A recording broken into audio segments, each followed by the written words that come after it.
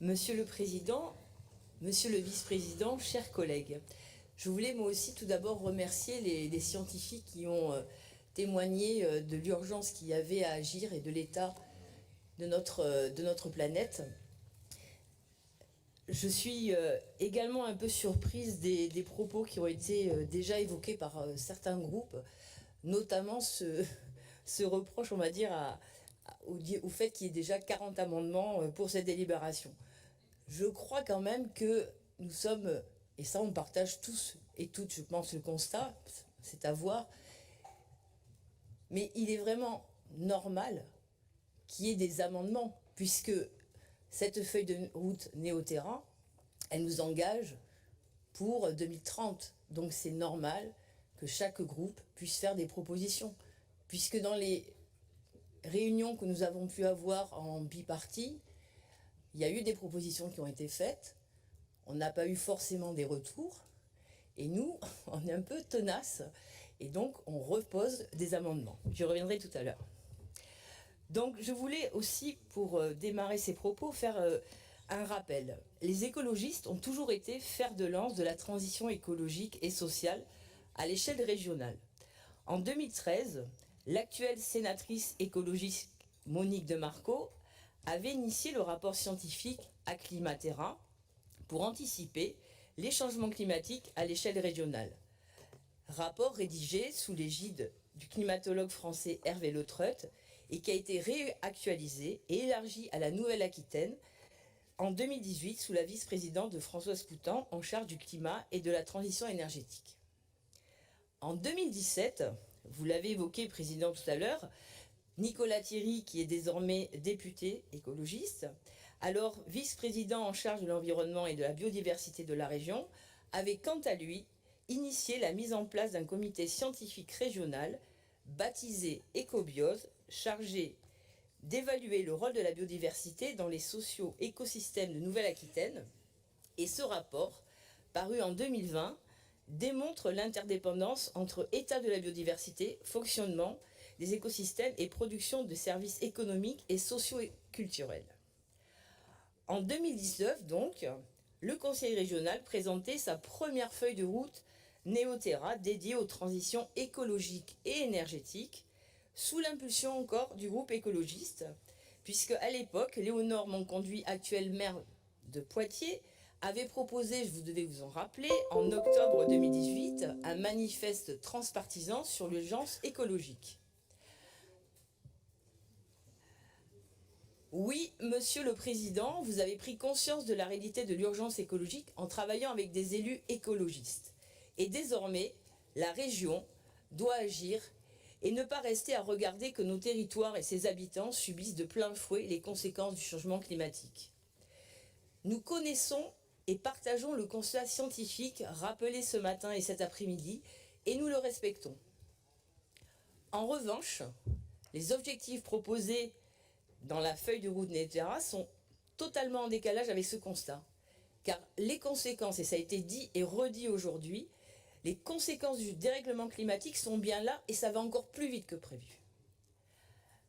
On peut le voir, après un automne qui a été relativement étonnamment chaud et sec, c'est maintenant des pluies très abondantes. Sachez qu'on a près de 2/3 des précipitations qui sont tombées en même pas 3 semaines, quantité annuelle, et qui posent, notamment je pense aux familles du Pas-de-Calais qui vivent des moments très très compliqués dus à ces inondations. Et ensuite, on a eu également des tempêtes à répétition qui mettent à mal des pans entiers de l'économie et accélèrent l'érosion de nos côtes.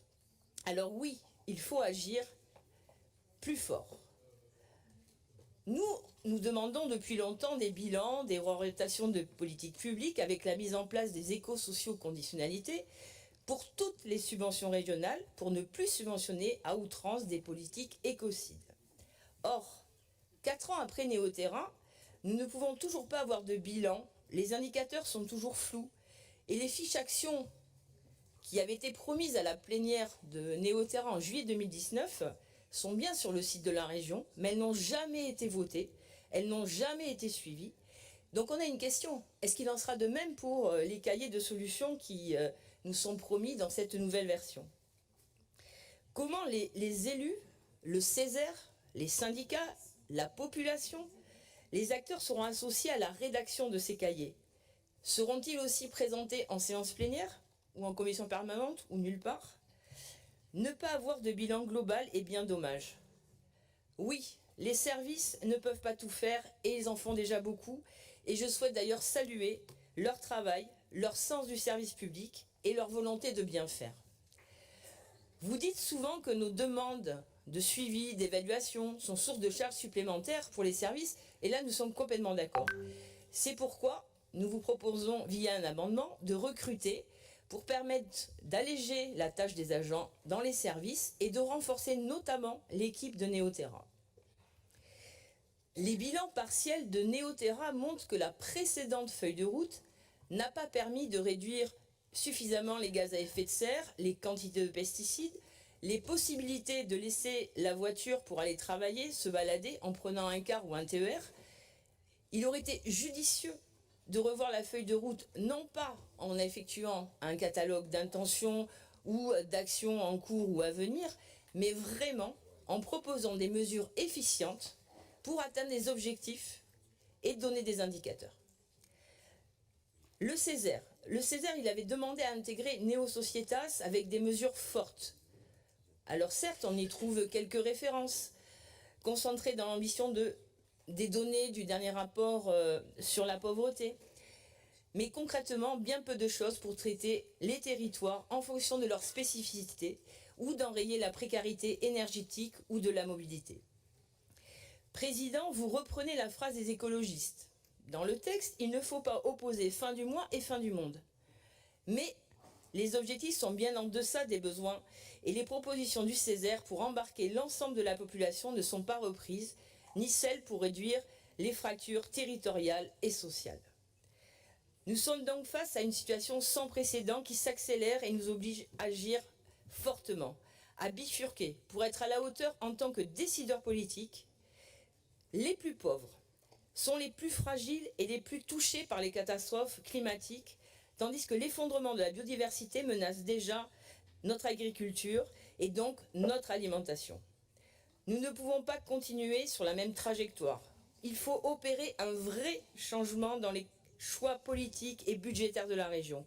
Or, dans cette nouvelle feuille de route, on a beaucoup d'incohérences et d'insuffisances. On ne peut plus se contenter de bonnes intentions.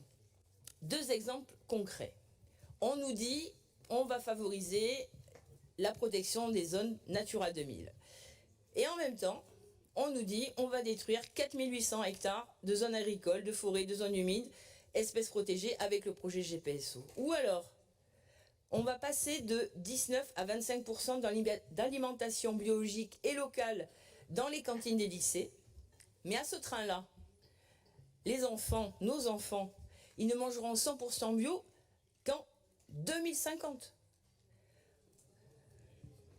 Nous regrettons vivement que l'agriculture biologique ne soit pas indiquée clairement comme le mode de production à privilégier par rapport à la certification haute valeur environnementale qui est trompeuse et insuffisante.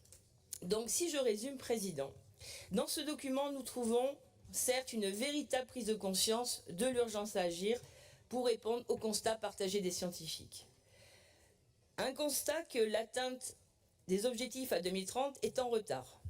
On n'a à nouveau aucun indicateur, aucun suivi, pas de gouvernance du projet, pas d'arrêt des politiques de subvention à des projets écocides, un soutien inconditionnel au projet GPSO qui est un groupe financier et un désastre écologique, et pas de prévision budgétaire pour les ambitions. Mais on ne peut plus aujourd'hui faire du greenwashing ou du néo-blabla. On dirait du en même temps à la Macron. Nous sommes déçus de cette actualisation de la feuille de route. La prise de conscience est là, les enjeux aussi, mais le plan d'action n'est vraiment pas à la hauteur. Et sur la méthode, encore une fois, nous avons travaillé sur une feuille de route présentée en commission et jeudi en fin d'après-midi, il est arrivé une nouvelle version avec, certes, pas grand-chose, 12 pages de plus. Ce n'est pas sérieux. Nous regrettons que le bilan des émissions de gaz à effet de serre ne soit pas non plus réactualisé parce qu'avec cette jolie brochure, la REC a sorti les derniers chiffres en octobre 2023. Alors certes, il montre qu'on a une remontée des gaz à effet de serre. Nous présentons donc 15 amendements et 2 motions, notamment pour intégrer un volet social fort pour une vraie transition écologique, économique et sociale. Je vous invite à les voter et permettre ainsi que la Nouvelle-Aquitaine devienne un modèle de politique en faveur de la transition écologique, sociale et démocratique, reconnue au niveau national et européen. La boussole pour 2030 doit prendre une seule décision, celle des moyens donnés à notre région et ses habitants pour faire face à l'urgence écologique et sociale. Je vous remercie.